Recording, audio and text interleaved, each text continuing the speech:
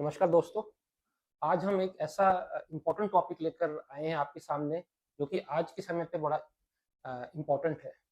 इसमें हम आज डिस्कस करना चाहते हैं ऐसी स्थिति को जिसमें कि यंग फीमेल्स को कैंसर काफ़ी देखने को मिल रहा है।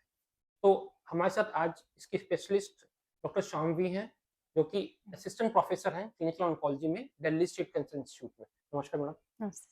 मैडम सबसे पहले हमें जानना चाहेंगे आपसे कि क्या ये बात वास्तव में सही है कि आजकल यंग पेशेंट्स में या यंग फीमेल्स में कैंसर ज़्यादा देखने को मिल रहे हैं?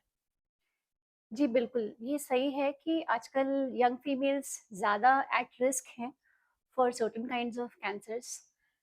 उसके बहुत सारे कारण हैं सर, कि जी, क्यों ज़्यादा फीमेल्स को हो रहा है, और नॉट जस्ट फीमेल्स, मेल्स में भी, बट आज since we are only discussing young females, तो इट जी, इज़ अ ट्रू जी, statement. In the last 10 years, पिछले 10 सालों में जी मैम, बहुत सारी चीज़ें बदल गई हैं। हमारी लाइफ़स्टाइल बदल गई है, राइट, हमारा रहना-सहना जिसको कहते हैं वो बदल गया है, खाना-पीना बदल गया है, ईटिंग हैबिट्स बदल गई हैं, जी, पोल्यूशन के लेवल्स बदल चुके हैं। जी, तो ऑल इन ऑल अगर हम लाइफ़स्टाइल बोलें तो दैट हैज़ रियली चेंज्ड। एक लाइफ़स्टाइल, दूसरा रिप्रोडक्टिव हैबिट्स, दैट जी, हैज़ आल्सो बेसिकली चेंज्ड। जी, uh, Women are getting married later, which is very normal. Not There's nothing judgmental about it, but late marriages, late first child, total number of children, breastfeeding, first childbirth ki age, all of these factors are basically combining for at least certain cancers. जी ma'am, इसमें से certain चीज़ें तो sir modifiable हैं।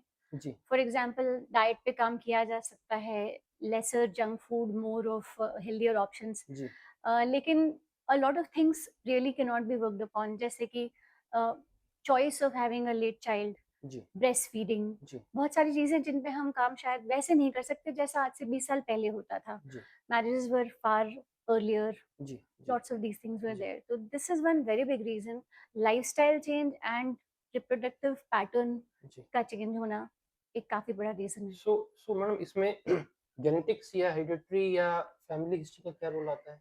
That is also there. Certain cancers में खास करके genetics और फैमिली हिस्ट्री का रोल आता है, नेमली ब्रेस्ट कैंसर में sir, which is a real problem of young women of today all जी, over the world, but since we're talking about India, जी। ये प्रॉब्लम तो है ही। दोनों पार्ट बेसिकली हमारे environmental factors, habitual factors and साथ में जेनेटिक फैक्टर्स सब चीज़ों का ही मिश्रण होकर ये कारण बन रहा है कि लोगों को यंग एज अर्लियर में। कैंसर्स आ रहे हैं जी। सर।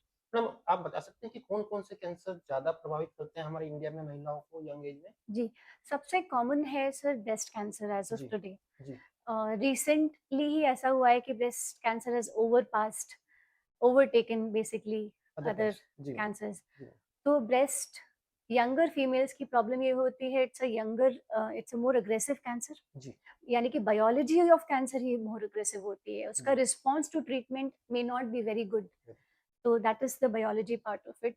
जेनेटिकली डिटरमाइंड होते हैं अ लॉट ऑफ कैंसर्स, तो सर्टेन टेस्ट्स वगैरह, बीआरसीए जैसे कुछ टेस्ट होते जी, हैं जो जी, कि रिकमेंड किए जाते हैं। जी, and then there is also a part sir जो हम ओवरलुक करते हैं कई बार, that is the psycho social part of it, जी, जिसमें कि अगर एक यंगर फीमेल को अनफॉर्चुनेटली ऐसा कोई डिजीज जब ओके, डायग्नोज होती है, तो the impact on her as a person in a society, जी, psychological impact, mental impact, जी, social impact, the ability to have children आगे, जी, ये सारी चीजें हैं जो I think are more. Right.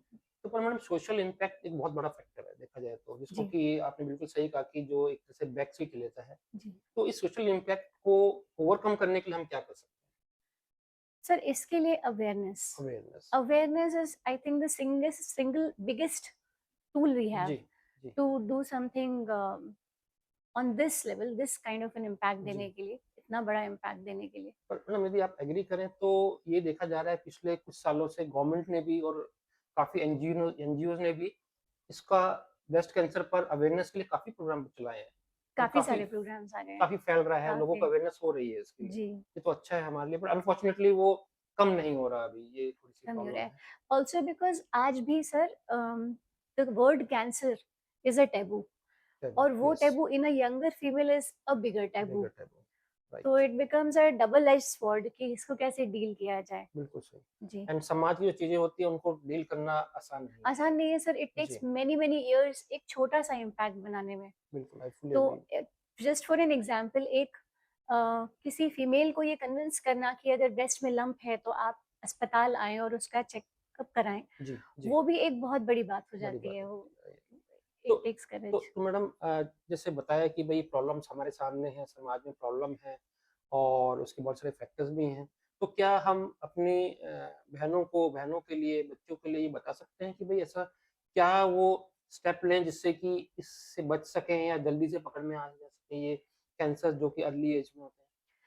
Sir certain cancers ज़रूर कुछ ऐसे सिम्पटम्स देते हैं that can be worked upon. For example breast में जी, जैसे लंप आते ही जी, the first thing one needs to do is hospital जाएँ, डॉक्टर को दिखाएँ।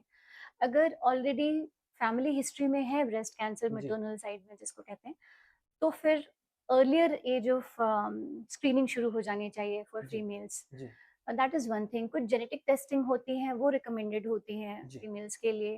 क्लिनिकल ब्रेस्ट एग्जामिनेशन होता है, वो रिकमेंड जी, किया जाता है। जी, these are few things that one can do in breast cancer. जी, रही बात सर्विक्स की, तो एचपीवी वैक्सीन है, जी, vaccination is definitely recommended, specially 9 to 14 years of age group के लिए तो रिकमेंडेड है ही। जी, एंड बट अगर वो उस एज ग्रुप में नहीं हुआ तो उसके बाद भी वैक्सीन ली जा सकती है। जी, सर्टेन केसेस में अप टू 45 इयर्स तक क्लिनिकल सिनेरियो को देख के एंड आफ्टर डिस्कशंस वैक्सीन में बी वैक्सीन। डिलीवर्ड। तो ये सर्वाइकल कैंसर के लिए एचपीवी वैक्सीन जो है ये तो डॉक्टर साहब आई थिंक सरकार ने भी वो वैक्सीनेशन प्रोग्राम में इंक्लूड कर लिया है इसको। जी सर, किया हुआ है, but as far as I know कि ये यूनिवर्सल इम्यूनाइजेशन प्रोग्राम में अभी नहीं आई है सर। Okay, okay. आज के इन विचारों को बताने के लिए और इन बातों को बताने के लिए बहुत-बहुत धन्यवाद। Thank you sir. Thank you madam.